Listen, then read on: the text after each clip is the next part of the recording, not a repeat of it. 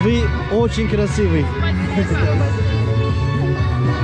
Что вам больше понравилось здесь? Наверное, все-таки еда. Все-таки da. Tarih boyunca aslında bugün Kuzey Kafkasya olarak bilinen bölge Kafkasya olarak isimlendirilmiş. Gerçekten bunu mesela ben Krasnodar'da falan da yiyorum arada da gerçekten yerinde daha bir lezzetli, güzel yapıyorlar.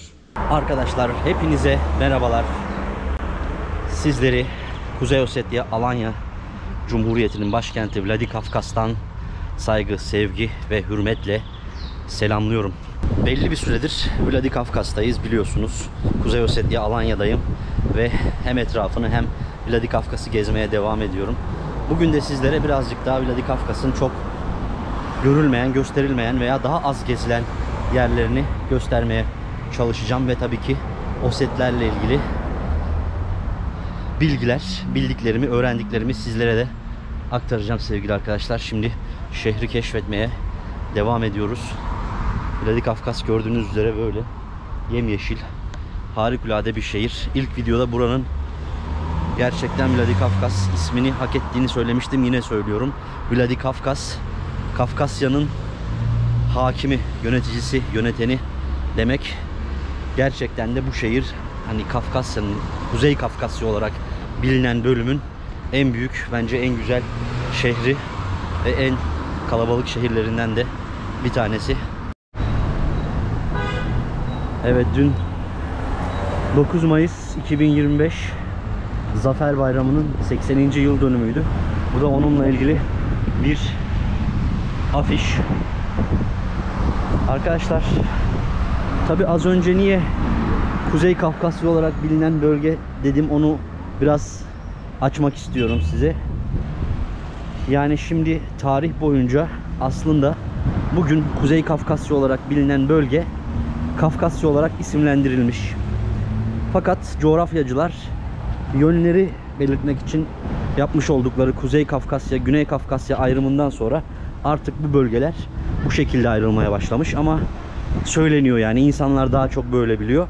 Aslında tarihte bu söylediğim bölge Kafkasya bölgesi, yani bugün Kuzey Kafkasya olarak bilinen bölge tarih boyunca Kafkasya olarak bilinmiş ve Güney Kafkasya olarak bilinen bölge, yani bugün Azerbaycan, Ermenistan, Gürcistan'ın olduğu bölge ise Transkafkasya, yani Transkaukasus, Zakafkas, Maverai Kafkas isimleriyle alınmış.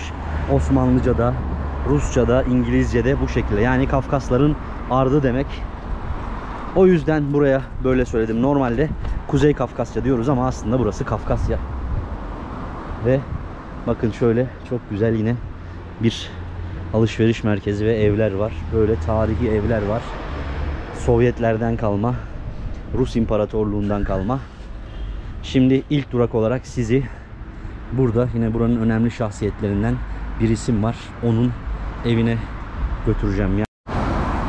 Kuzey Ossetya, Alanya ve Oset kültürünü size tabi biraz daha yakından tanıtmak ve birazcık daha detaylı incelemek istiyorum kendimde. Tabi ben gezerken sadece turistlerin gittiği yerleri, bir tek oraları gezmeyi aslında sevmiyorum. Daha farklı yerlerini de görmek istiyorum şehirlerin ve size de göstermek istiyorum. Şimdi o şekilde bir sokağa girdik ve burada sizi Kosta Ketagurov'un evine götüreceğim. Burası şu an bir müze. İçeri girebilir miyiz bilmiyorum ama burayı size göstermek istiyorum. Çünkü Kosta Ketagurov Kuzey Ossetya, Alanya ve Osetler için önemli Oset edebiyatının kurucusu sayılıyor. O yüzden onun da yaşadığı yerleri en azından sizlere göstermek istedim.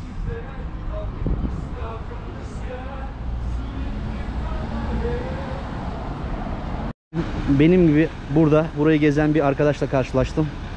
Сначала как вас зовут? Костя. Костя. Ну как вам здесь все? Как? Мне здесь очень нравится, очень атмосферно, очень вкусная еда. Да. Да, красивые горы, очень атмосферно. Что вам больше понравилось здесь? Наверное, все-таки еда. Все-таки да. Это у вас первый раз тоже, да? Второй. Второй? Да. Отлично. Тогда это значит, вы любите здесь. Да, мне здесь очень нравится. Спасибо большое. Так, спасибо. Arkadaşımız da mimariyi çekiyormuş. Здравствуйте. Arkadaşlar tam da söylediğim gibi şehrin biraz dışında daha doğal hayatı gösteren bir sokaktayız. Ya daha aslında doğrusu şehrin çok dışında değil ama merkezin ufak dışında. Şimdi bu arkadaşımız da mimariyi çekiyormuş. Söyledim ya, gerçekten mimari yerler. Yani binalar harikulade. Kostya'da onların fotoğraflarını çekiyormuş. Kendisi de duydunuz zaten, burayı çok beğenmiş ki bence de öyle. Güzel bir şehir. Osetler de arkadaşlar Kafkasya'daki tüm diğer toplumlar, topluluklar gibi benzer bir kader yaşamış ve en büyük Oset topluluğu, en büyük Oset diasporası şu an Türkiye'de bulunuyormuş arkadaşlar. Bu arada aradığım eve de geldim. Onu da size ufak bir göstermek istiyorum bu şekilde. Costa Hetagurov arkadaşlar, bu görmüş olduğunuz evde yaşamış. Kendisi bir yazar, şair ve birazcık da böyle, nasıl söyleyeyim, dik başlı, hatta bazı haksızlıklara çok fazla kendisi hani tepki göstermiş birisi. O yüzden bazen sürgünler de yaşamış hayatı boyunca. 15 Ekim 1859'da yine Kuzey Ossetya Alanya'da Nar köyünde doğmuş. 1906'da ise ölmüş. Tiflis'te eğitim almış, sanat eğitimi almış fakat daha fazlasıyla kendisini yazmaya odaklamış. Ve kendisi de burada gördüğünüz gibi. Şu anda da ve eserlerinde Nart destanlarından alıntılar, işte Nart destanlarını çokça anlatmış. Bu yüzden Osetlerin de hem milli uyanışının hem de edebiyatının bir öncüsü kabul ediliyor. Sizlere göstermek gerektiğini düşündüm. Bu evde yaşamış. Şimdi bakayım içeri girebilecek miyim? Arkadaşlar, Kosta Bey'in doğmuş olduğu köy burasıymış. Вот это dom da. Evet, o evde doğmuş. Hazırda. Arkadaşlar burası da tek kullanımlık silah, eski model. Yani bir kere kurşun dolduruyor, tek kurşunda sıkıyor ve bitince tekrar yüklemesi gerekiyor. Bu da kendisi, babası. Kılıç da Kazaki Skazali'de. Bu da Kazak kılıcıymış. Kazak это русский казаки, вот это, да? Искали вот такой боевой листок, в котором рассказывали о бойцах, которые пишут. И вот их статьи маленькие, взятие Берлина. А привез этот ключ Казбек Казбеков. Arkadaşlar bu da 2. Dünya Savaşı'nın bittiğini gösteren Reichstag binasının anahtarı, yani zaferin simgesi olarak verilen anahtar burada kendisine vermişler. Burada da Kazbek Kazbekov. Это кто? Это поэт-писатель. O da kendisi bir yazar.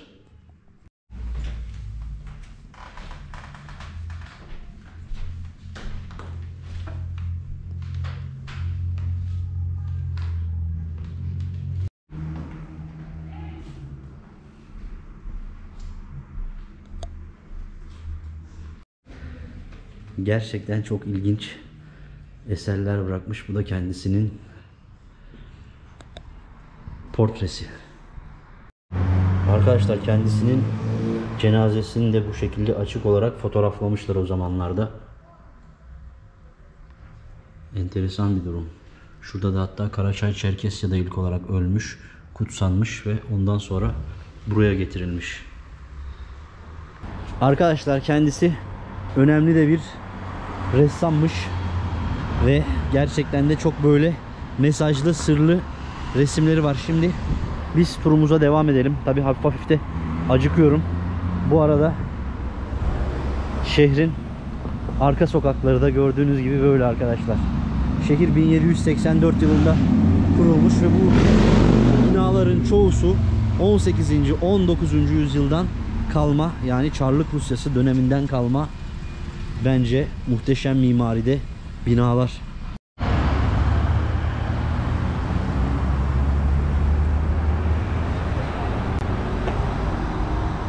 Bakar mısınız binalardaki işlemelere? Gerçekten de Vladikavkaz'ı ben beğendim arkadaşlar. Bence çok güzel bir şehir.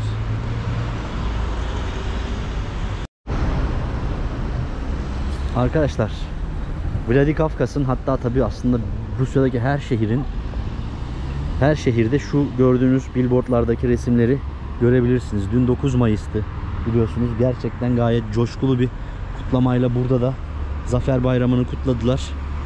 Herkes kendi şehrinden vefat edenlerin resimlerini böyle, yani şehrin neredeyse her yerinde var. O yüzden anlatıyorum size bunu. Görebilirsiniz. Onları anıyorlar, gösteriyorlar. Gerçekten de takdire şayan bir davranış yani. Arkadaşlar tabii sizlere daha fazla görülmeyen yerleri göstereceğim dedin ama tabii yol bizi Ulitsa Mira'ya çıkarttı. Yine şehrin en merkezi, en ana caddesi burası. Burada insanlar böyle gezip dolaşıp turluyorlar ve şehrinde en eski yeri burası arkadaşlar. En eski caddesi. Eskiden ismi Aleksandrevski Prospekt'miş. Şimdi ise Ulitsa Mira, yani Barış Caddesi diyorlar. Tabi burayı aslında size şeyi göstermek istiyorum burada. Tam yolun sonunda bakın dağlar var. Kafkas Dağları. Orası, en üstünü görüyorsunuz. Oranın ismi Masa Dağı, yani bir masaya benzediği için öyle isimlendirmişler. Rusçada da Stolny Gor diyorlar yanılmıyorsam. Onu size göstermek istedim ve burada yine kutlamaların, etkinliklerin yapıldığı bir park var. Yani daha doğrusu bir ploşat, alan var. Hemen caddenin sonunda, Mira Caddesi'nin sonunda. Şimdi orayı da size göstereceğim çünkü bayağı hareketli ve eğlenceli bir meydan orası.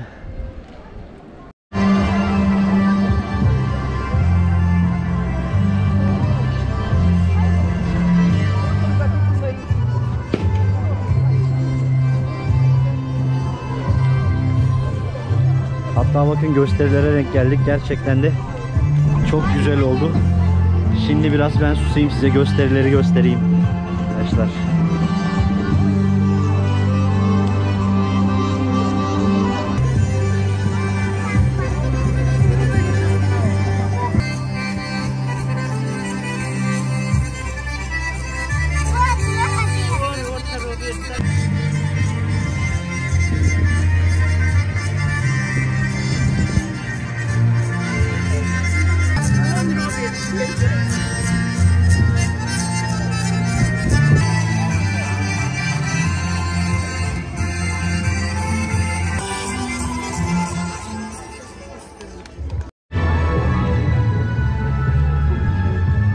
Здравствуйте.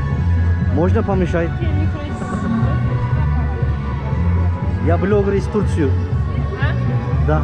Можно сказать пару слов? Приезжайте к нам в Осетию. Спасибо большое. Evet arkadaşlar, gördüğünüz gibi Oset kızları biraz tabi heyecanlılar ama çok sağ ol. Спасибо большое. Вы очень красивый. Gerçekten de gördüğünüz gibi sağ olsunlar. En azından tabi kameraya her zaman konuşmadıkları için çok kısa bir şey söyledi ama bize gelin, buraya gelin dedi. Bence de gelin. Gördüğünüz gibi ortam gayet neşeli, heyecanlı ve keyifli. Bu karşıdaki binada arkadaşlar görmüş olduğunuz bu ve şurası Kuzey Ossetya Alanya yönetim binası, yönetildiği yer yani Cumhuriyet'in. Ve bugün de önünde bir kutlama ya da mezuniyet var. Daha doğrusu dün zaten 9 Mayıs'tı. Onunla bağlantılı bir gösteridir diye düşünüyorum ama zaten insanlar da bütün işte böyle kutlamalarını, gösterilerini şehrin bu bölümünde yapıyorlar.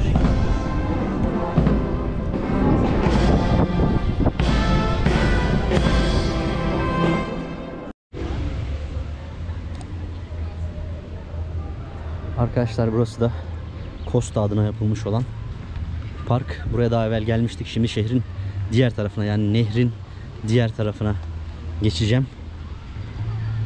O yüzden burayı pek artık göstermiyorum.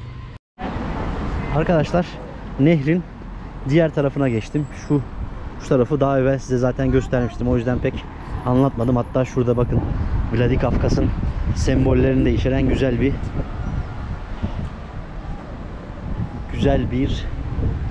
ne diyelim buna, anıt var gibi.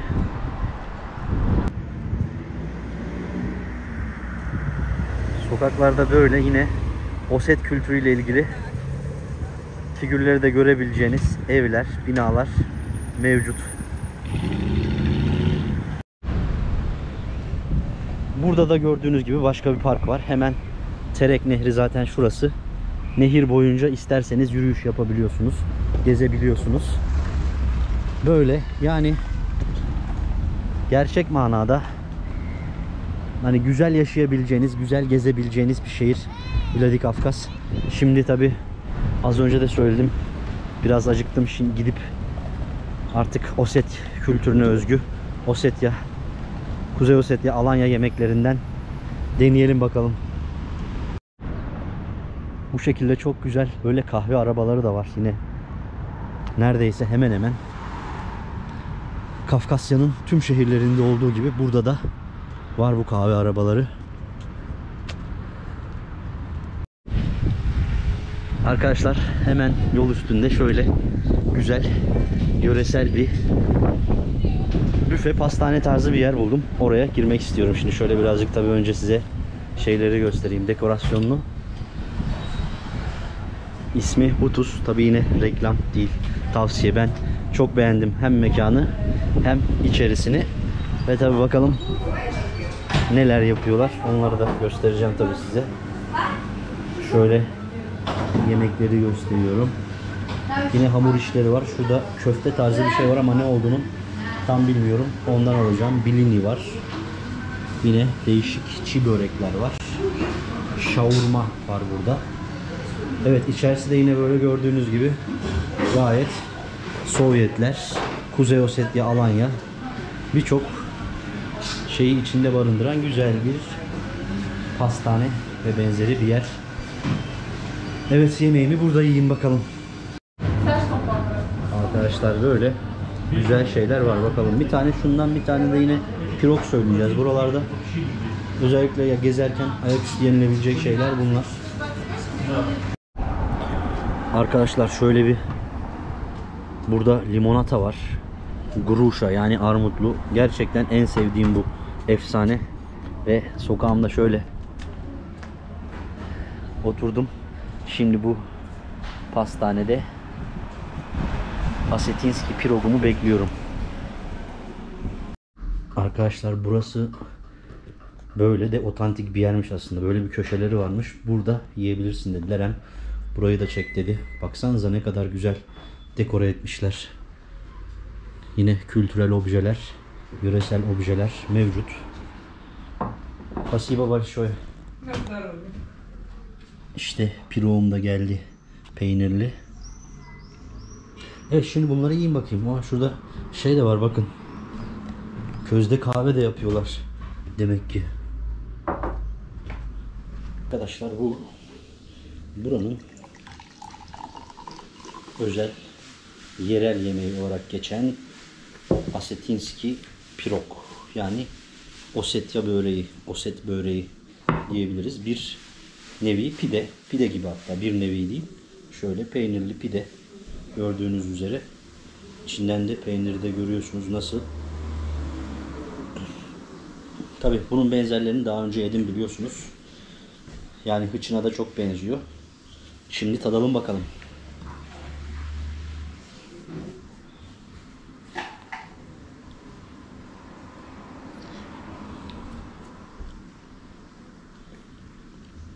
Gerçekten bunu mesela ben Krasnodar'da falan da yiyorum arada da, gerçekten yerinde daha bir lezzetli, güzel yapıyorlar.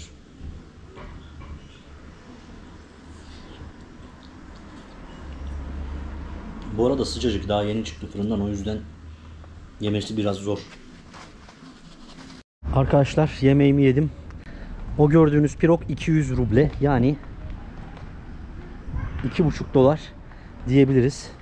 Bu arada şunu göstereyim. Bu çeşitli yüksek binaları çok fazla görmüyorsunuz şehir merkezinde.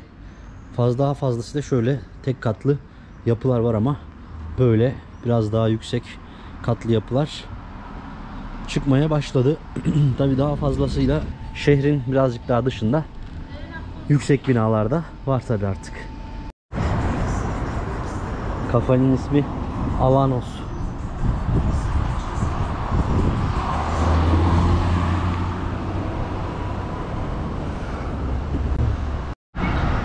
Arkadaşlar burası da Costa Avenue, yani videonun başında evini ziyaret etmiş olduğumuz şair, yazar ve ressamın isminin verildiği cadde. Gördüğünüz gibi şehrin hemen hemen her yerinde onun ismiyle karşılaşmak mümkün.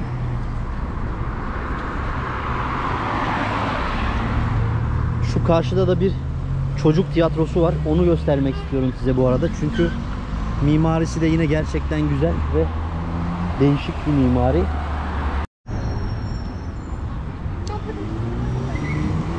Şehirde bu arada toplu taşıma tabii ki tramvayla, otobüsle, minibüsle ve taksiyle yapılabiliyor.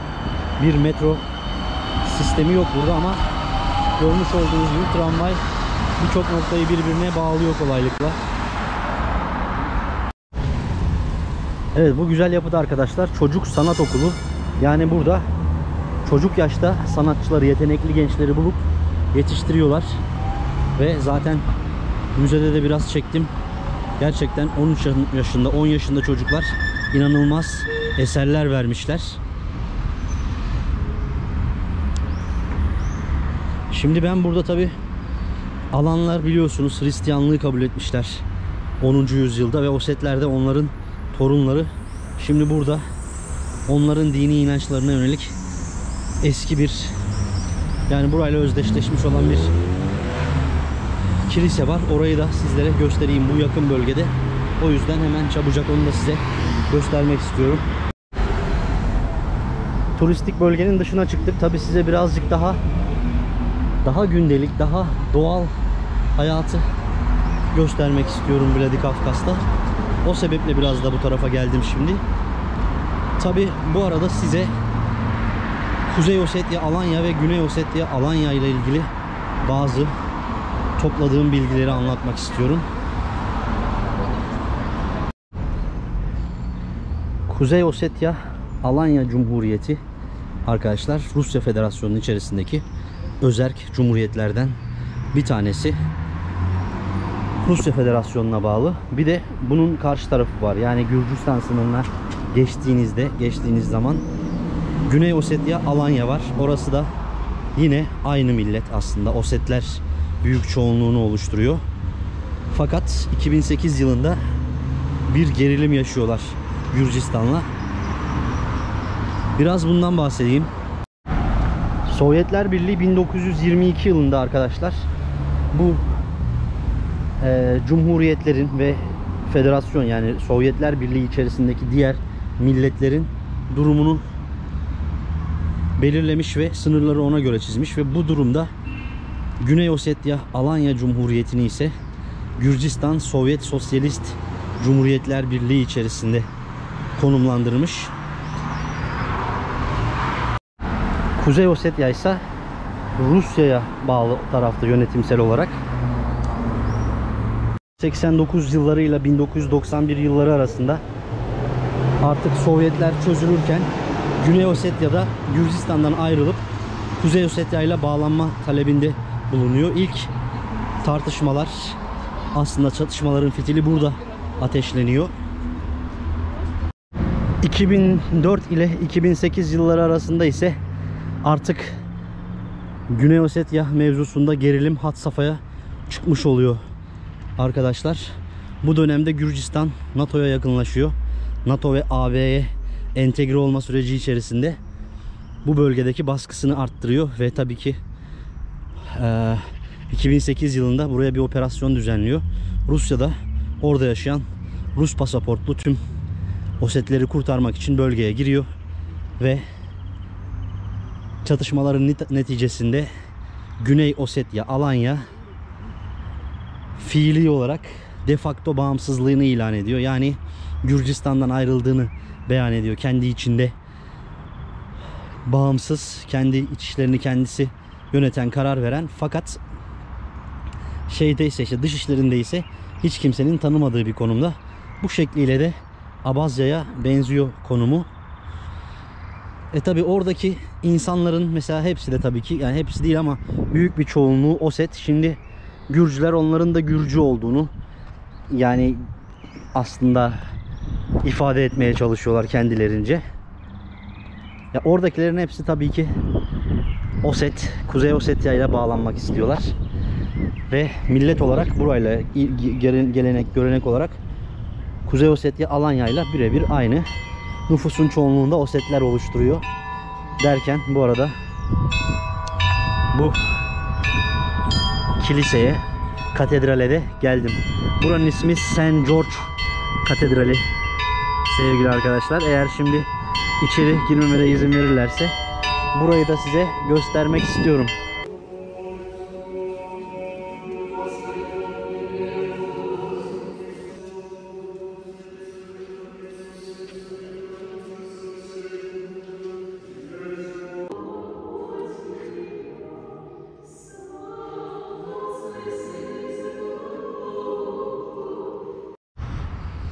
Arkadaşlar evet, St. George Katedrali yani Sobor Sviatova Georgia Katedrali'ni geride bırakıyoruz. Burasıydı. Vladikavkaz'ın manevi ruhunu yansıtan yerlerden bir tanesi burası. O yüzden geldik. Yani mimari tarzı Rus Ortodoks Kilisesi mimarisini yansıtıyor. Ve Osetlerin de büyük çoğunluğunun Hristiyan olması sebebiyle zaten burada şu an önemli bir dini figür ve Kafkas Dağları'nın hemen eteklerinde yer alan bir konumda. Geldiğinizde görebileceğiniz bir yer yani. Üstündeki kubbeler de bu arada arkadaşlar altın kubbe ve haç şeklinde yapılmış bir katedral. Şimdi ben buradan bir taksi çağırıp Ossetya Müzesi'ne gitmek istiyorum. Eğer açıksa orayı da bir sizlere göstermek istiyorum. Eğer açık değilse de zaten artık bakalım ne olacak. Arkadaşlar maalesef müze kapanmış. Burada böyle bir çiçek tezgahı açmışlar. Ve aslında şunu göstermek istiyorum sizlere. Burada tabi şöyle uyarılar var terörizme karşı dikkatli olun diye. Şimdi evet, maalesef müze 6'da kapanıyormuş ve kapandı. Arkadaşlar maalesef müze kapanmış. Yani aslında burasıydı. Nacionalny Muzey Ossetya Alanya, yani Ossetya Alanya Ulusal Müzesi'ydi. Tabi burayı başka bir videoda kesin ziyaret edeceğimi düşünüyorum ve şimdi böyle bir çarşı açmışlar bakın.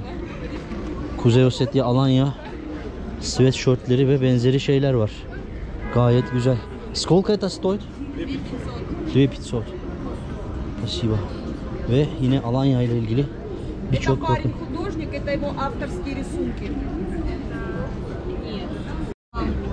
Evet, böyle yöresel yani yöreye uygun birçok ürünleri yapıyormuş beyefendi. Kendisi de böyle dizaynlar yapıyormuş.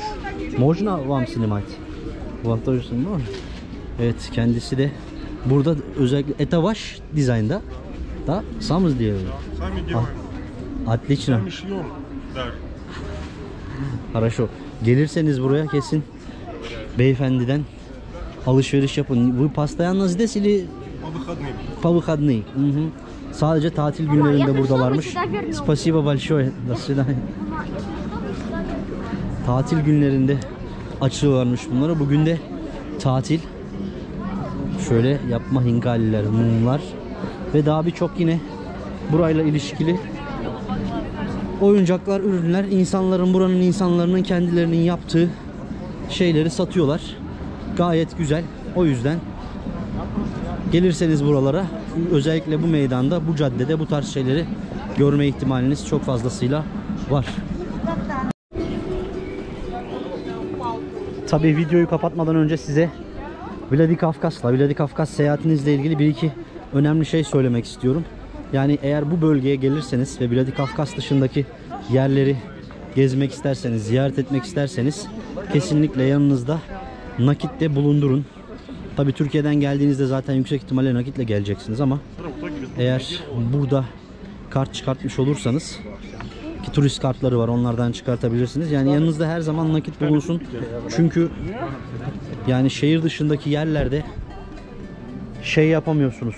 Kartla ödeme pek mümkün olmuyor. Zaten Türk kartları da geçmiyor. O yüzden bunu söyleyeyim istedim size. Sizlere bu videoda biraz da Vladikavkaz'ın farklı taraflarını veya ilginç, pek görülmeyen, gösterilmeyen yerlerini biraz da göstermeye çalıştım. İşin aslı, evet, maalesef müzeye giremedik. Onu dediğim gibi başka bir videoda hem size göstermek hem de kendim görmek istiyorum. Çünkü orada hem Osetlerin tarihi, hem Kuzey Ossetya, Alanya tarihi, Vladikavkaz tarihi ile ilgili birçok tarihi eser, öğe ve şeyler var. Onları da görmek istiyorum. O yüzden inşallah onu başka bir videoya sakladım. Ve tabi artık bu videonun da sonuna geldik. Bir sonraki videoda tekrar görüşünceye dek kendinize iyi bakın. Hoşça kalın. Lütfen beğenmeyi, yorum yapmayı ve kanala abone olmayı unutmayın. Tekrar görüşünceye dek kendinize iyi bakın.